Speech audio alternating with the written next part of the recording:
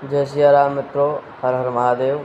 आज कार्तिक शुक्ल पक्ष द्वितीया तिथि, जिसे हम भैया दूज तथा यम द्वितीया के नाम से भी जानते हैं।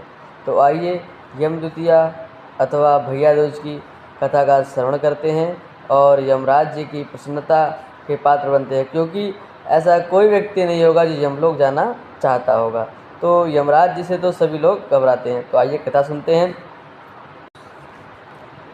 कथा के अनुसार सूर्य भगवान की धर्मपत्नी, जिनका नाम संज्ञा था, संज्ञा के 2 संतान थी, जिसमें पुत्र जिनका नाम था यमराज, जिन्हें हम यमदेव के नाम से जानते हैं, और जो पुत्री थी उनका नाम था यमुना देवी।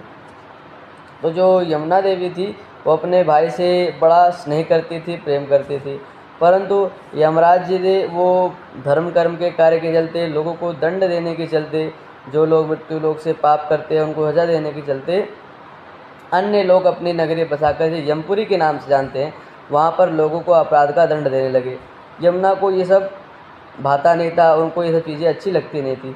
तो वह यमराज जी को छोड़ करके चली गई भगवान कृष्ण के धाम, कहाँ पर? गोलोक, जो कि कृष्ण जन्म के समय भी उपस्थित था।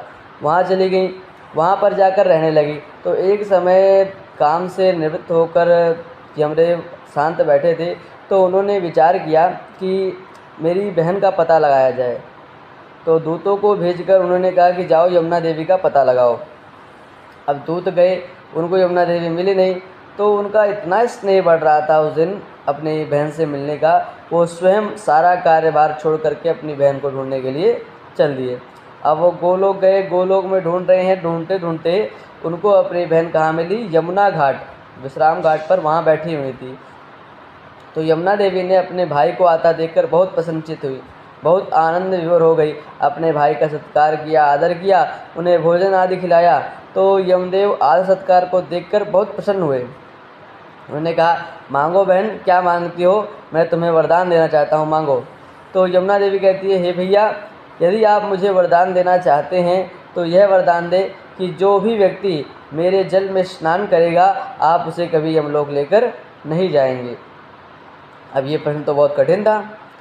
यमदेव सोचने लगे कि यदि कोई भी व्यक्ति यमुना देवी में स्नान कर लेगा तो वो तो यमलोक जाएगा नहीं, चाहे कितना भी पाप किया रहे।